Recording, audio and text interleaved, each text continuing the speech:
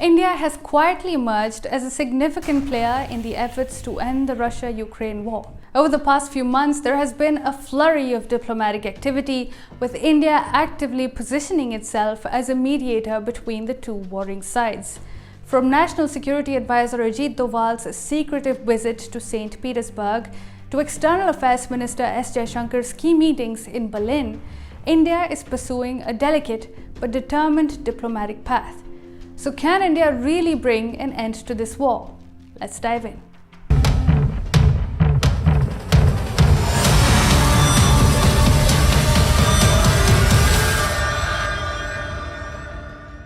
India's involvement in the Ukraine conflict didn't just start with Doval's recent Russia visit.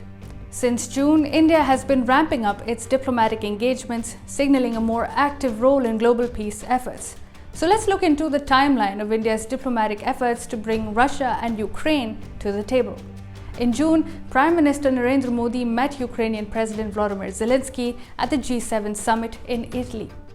This meeting was significant as Modi not only expressed India's humanitarian support for Ukraine, but also emphasized the need for dialogue and peace.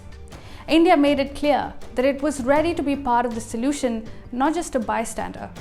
In July, Modi traveled to Moscow for a high-stakes meeting with Russian President Vladimir Putin. While the details of their discussions remain largely confidential, it was evident that India was seeking ways to bring both sides to the negotiating table. Then in August, Modi went to Kyiv in Ukraine to meet Zelensky once again. This marked a bold move by India, a direct visit to the war zone. Modi came in with humanitarian aid for Ukraine and made sure that Zelensky's concerns were heard. The visit laid the groundwork for further engagement and built India's credibility as a potential mediator. Modi later spoke with President Biden on the phone to discuss his meeting with Zelensky. Fast forward to September, and we see Ajit Doval in Moscow. Doval's visit was strategic. He met Putin on the sidelines of the BRICS NSA summit, but carried a much larger agenda, briefing Putin on Modi's discussions with Zelensky and exploring peace proposals. Reports suggest that Doval wasn't just acting as a messenger, he was laying out India's own peace framework.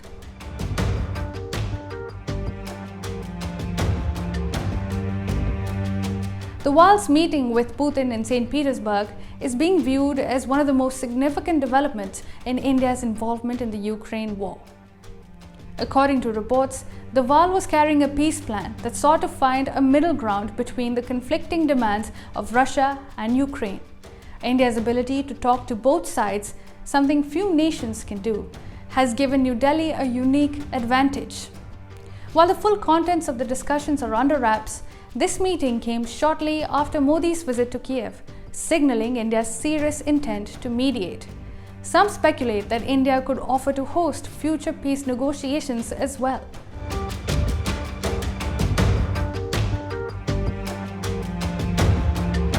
Now, while Doval was working behind the scenes in Russia, External Affairs Minister S. Jaishankar was making India's stance public in Germany.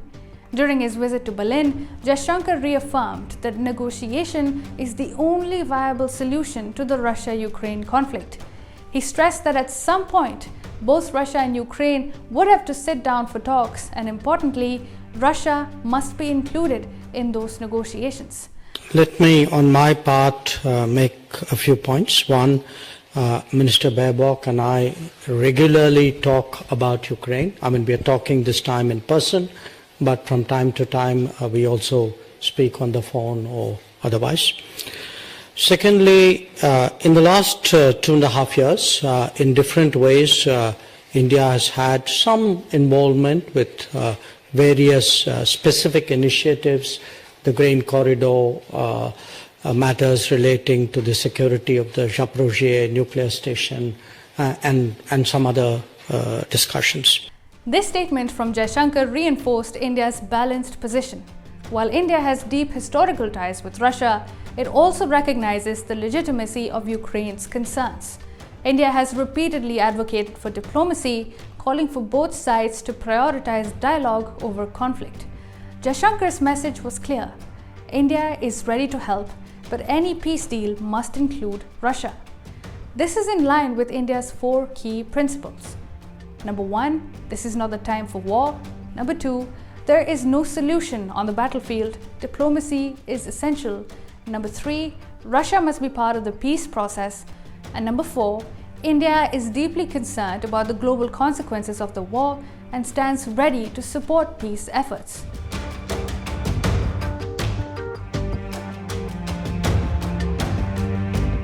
So what is India's role moving forward? India now has its own proposal on the table. But the question is, can it succeed where other peace initiatives have failed? We've already seen several proposals crash and burn. Zelensky's 10-point peace plan was rejected by Putin. Putin's 2-point proposal was dismissed by Zelensky.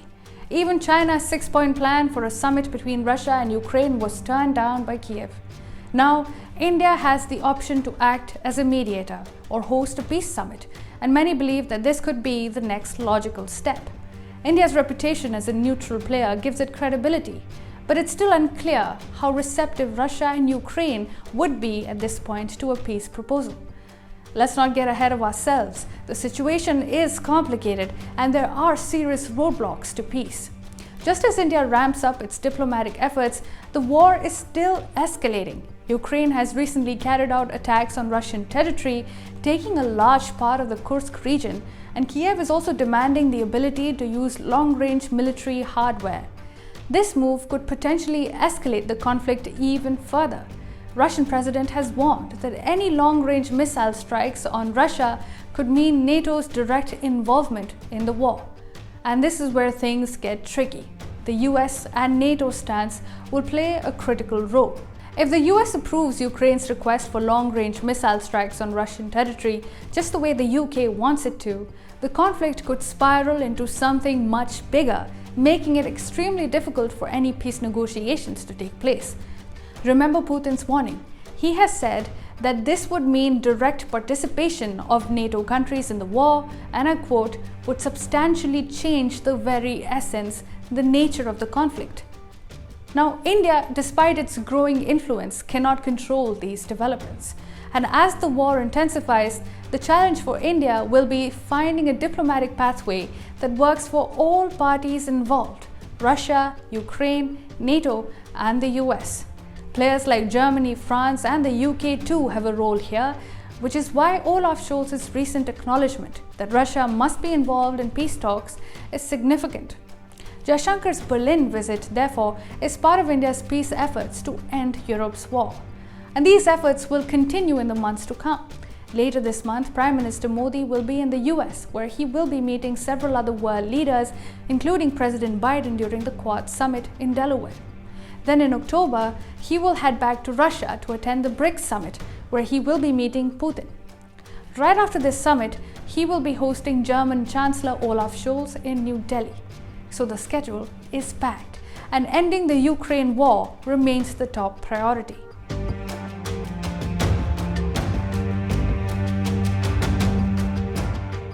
So what's next for India?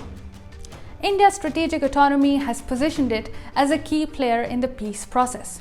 Throughout the war, we know that India has carried sharp messages between Ukraine and Russia, be it during the Turkish grain deal or when the Zaporizhzhia nuclear power plant was at the brink of a nuclear disaster. And it's not just that. India now is investing a significant amount of time, goodwill, and resources to bring Russia and Ukraine to the table.